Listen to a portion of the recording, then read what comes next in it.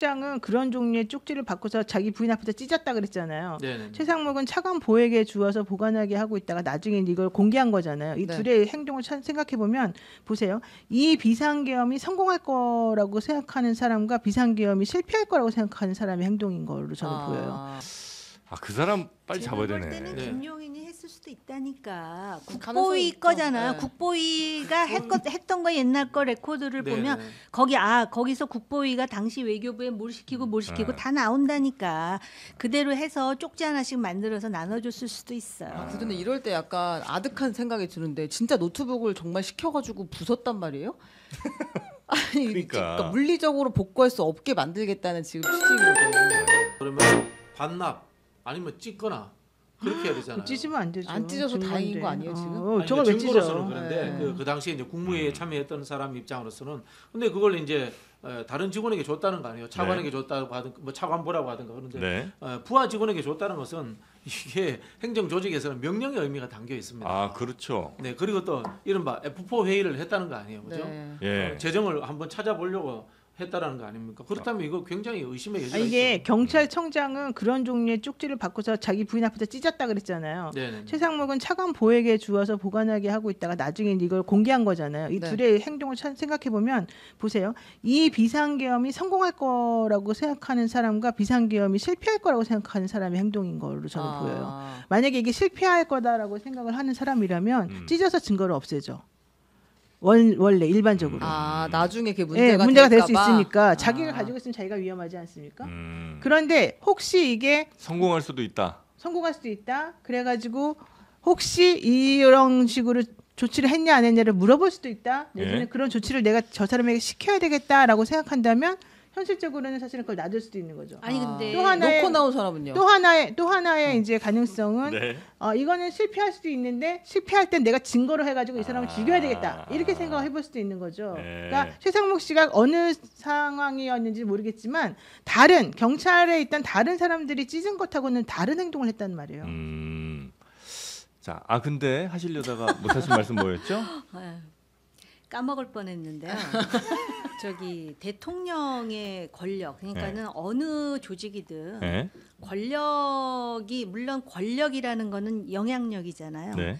그런데 그게 이렇게 집중이 되어 있는 상황에서는 그 대놓고 노를 하기도 어렵고 뭐 그럴 수 있죠. 이거는 사실은 지금 이제 대통령실 내지는 지금 국무위원들에게만 해당하는 게 아니라 어느 조직이건 이 권력에 집중되어 있으면은 극한 상황에서 네. 이런 일이 발생할 수 있다라는 걸 또 보여주는 하나의 교훈이에요. 민주당도 마찬가지고요. 그런데 아무튼 그 이제 찢었다 그랬잖아요. 네. 경찰청장의 경우에는.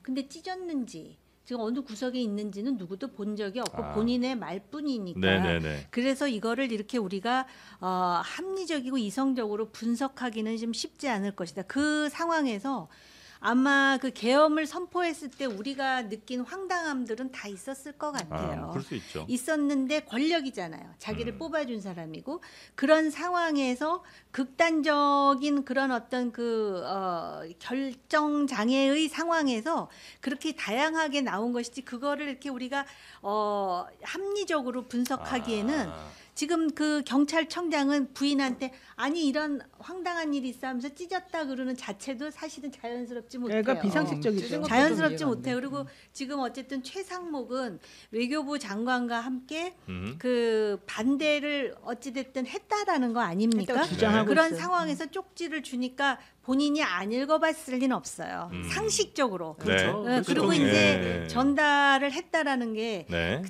지시를 했다라는 측면도 있지만 자기의 책임을 어쨌든 전가했다. 그런 측면도 있고 그러니까 이거를 우리가 일일이 해석하긴 그런데 결국은 그 국보위의 사례를 가지고 이렇게 해서 쪽지를 나눠준 거잖아요. 이게 그 원장님 생각하신 대로 굉장히 용의주도했다라고 볼 수도 있지만 네. 어떻게 보면 옛날에 국보위 때 한 거 쫙 해갖고 정리해가지고 이거는 기재부 거 이건 이렇게 나눠줬을 수도 있어요. 왜냐하면은 지금 말하는 것도 그렇고요. 그걸 생각했다는 자체는 너무 끔찍하지만 네. 그런데 그거를 그 이행하는 과정에서는 정말 치밀하지 치밀 못했다라는 생각이 저는 들어요. 네. 자, 그럼에도 불구하고요. 조태열 외교부 장관도 윤석열로부터 외교부 장관이 지어야 될 취해야 될 조치 사항이 적인 종이 한 장을 받았다라고 했거든요. 그래 분명히 이 문건 제작자가 있는 겁니다. 이 문건 제작자는 국보위라는 사실도 알고 있는 사람이고 네. 외교 관계에서 계엄이 발생됐을 때 불법 쿠데타일 때 우리가 어떻게 해야 되는지에 대해서도 알고 있는 사람이고 그런 총괄 기획자가 분명히 있다는 겁니다. 제가 봤을 때 김용현 장관한테 죄송합니다만은 이 정도 머리라든가 식견이 있는 분이 아닌 것 같아요. 제가 김용현은 아니다. 네네네 외교라든가 국보위까지 아는 사람은 아닌 것 같고 네, 네. 분명히 내부에 이런 것들을 이해할 만한 수준의 사람이 존재했었다. 이걸 왜 언론이라든가 수사기관에서 못 찾고 있느냐라는 문제 제기를 제가 오늘 하는 거예요. 그 민정수석은 요즘 도대체 뭐 하고 그러면은 있어요? 비서실에서 했다고 민정- 보시는 저는 거죠? 비서실에서 했다고 봅니다. 민정수석은 뭐 하고 있어요? 민정수석. 민정?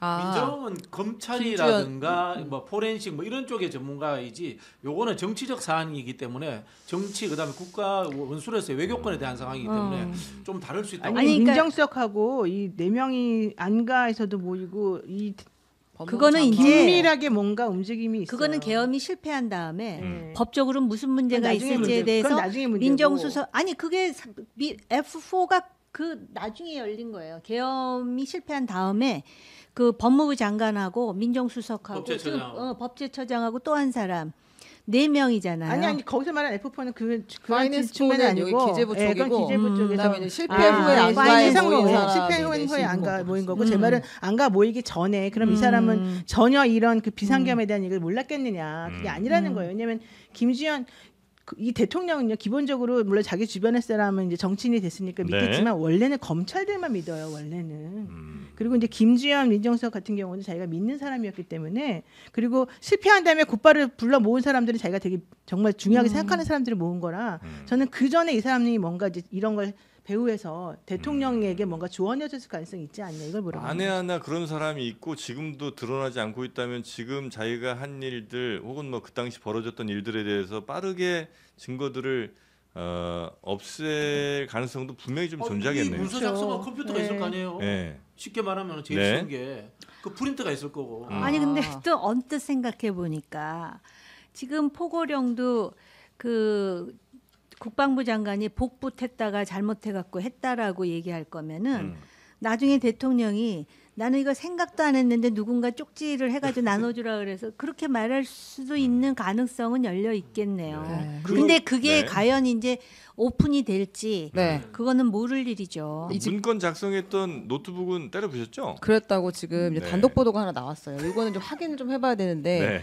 조금 전에 동아일보 단독 보도를 보면 김용현 장관 측이 포고령 1호 작성했던 그 노트북을 네. 파쇄를 했다. 그리고 이제 밑에 행정관이 망치로 두들겨서 부쉈다고. 뭔 노트북을 망치.